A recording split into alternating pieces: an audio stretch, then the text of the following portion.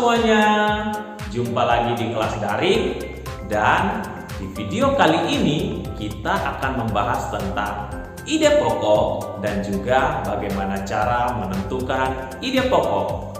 Untuk lebih jelasnya lagi, tonton terus video ini. Kali ini kita akan belajar menentukan ide pokok dengan cara yang mudah sekali. Dan ini adalah beberapa langkah atau beberapa cara yang sangat mudah dipahami.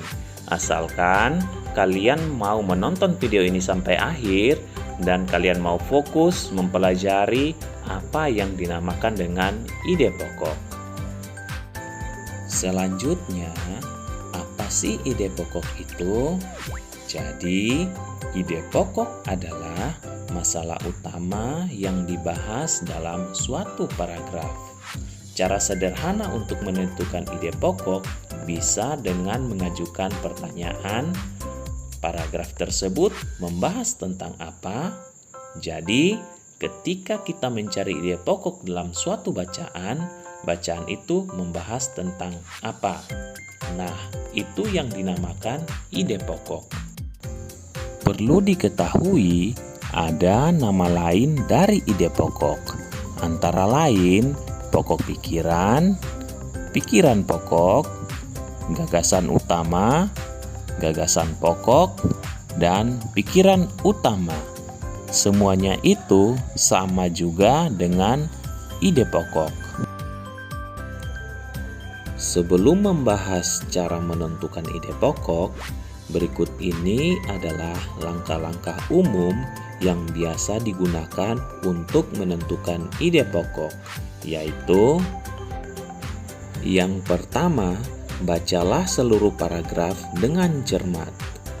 Yang kedua, cermatilah setiap kalimat dari awal hingga akhir. Yang ketiga, bacalah kalimat demi kalimat sampai menemukan kalimat utama. Kalimat utama biasanya terletak di awal, di akhir, atau di awal dan akhir paragraf. Dan yang terakhir, tandailah setiap kalimat utama dan info penting yang ada dalam tiap paragraf. Setelah langkah-langkah tersebut dilakukan, maka kita bisa menentukan ide pokok dalam suatu paragraf. Nah, sekarang kita akan membahas cara mudah menentukan ide pokok. Cara yang pertama adalah mengambil kalimat utama. Cara ini adalah cara termudah dalam mencari ide pokok. Ide pokok bisa diambil langsung dari kalimat utama. Namun, ada juga beberapa kalimat utama yang tidak bisa dijadikan ide pokok. Jadi, kalimat utama bisa jadi suatu ide pokok, tetapi ide pokok belum tentu kalimat utama. Nah, inilah paragraf yang ide pokoknya bisa diambil dari kalimat utama. Contoh paragrafnya sebagai berikut. Tanaman kunyit memiliki berbagai manfaat. Tanaman ini bisa dijadikan bahan makanan atau diolah menjadi minuman seperti teh.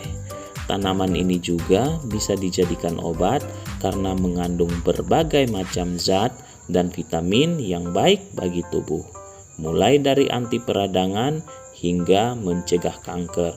Semuanya bisa didapatkan dengan rutin meminum air kunyit. Nah, bagaimana kita menentukan kalimat utamanya?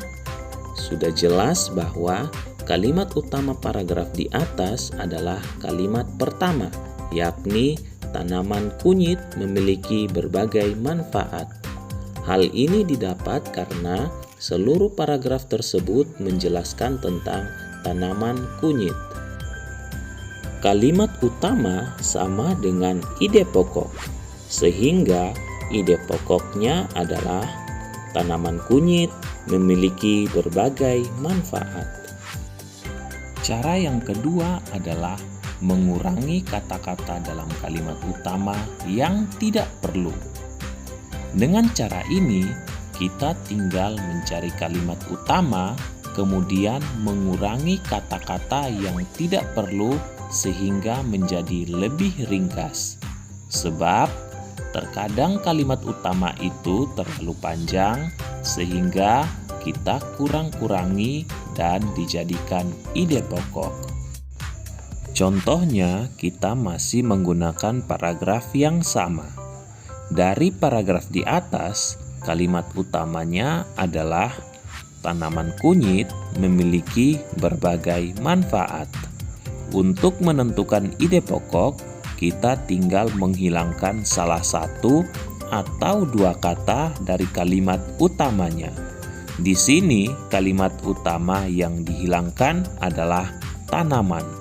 Sehingga ide pokoknya menjadi kunyit memiliki berbagai manfaat. Cara yang ketiga adalah membalik kalimat utama atau menyimpulkan kalimat utama. Setelah mendapatkan kalimat utamanya, kita tinggal menyimpulkannya menjadi ide pokok atau bisa juga dengan cara membaliknya. Contohnya seperti ini, dan masih menggunakan paragraf yang sama. Pada paragraf tersebut, kalimat utamanya adalah tanaman kunyit memiliki berbagai manfaat. Untuk menentukan ide pokok, kita tinggal membalikan kalimat utamanya atau menyimpulkannya. Maka, didapat ide pokok sebagai berikut. Yang pertama adalah manfaat tanaman kunyit. Yang kedua, berbagai manfaat tanaman kunyit. Nah, ini lebih detail karena berbagai itu menyatakan banyak manfaat. Yang berikut adalah khasiat tanaman kunyit.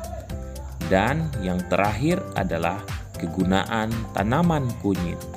Nah, pada dasarnya kalimat manfaat, khasiat, dan kegunaan itu sama, tetapi kita cuma mencari sinonim atau persamaan yang merupakan alternatif kata lain yang dapat digunakan. Cara yang keempat adalah menyimpulkan isi paragraf. Menyimpulkan isi paragraf digunakan untuk menentukan ide pokok jika kita tidak bisa menyimpulkan dari kalimat utama atau kalimat utamanya kurang mewakili isi dari paragraf tersebut. Berikut adalah contoh mencari ide pokok dengan cara menyimpulkan isi paragraf. Ini adalah hewan berkaki dua. Hewan ini adalah jenis hewan ternak kelompok unggas. Daging dan telurnya menjadi komoditas pokok di Indonesia. Hewan ini adalah ayam. Satu paragraf ini membahas tentang ayam, dan kata ayam berada di kalimat akhir, sehingga bisa dikatakan kalimat terakhir adalah kalimat utamanya. Nah, kalimat utama ini kurang mewakili jika dikatakan hewan ini adalah ayam.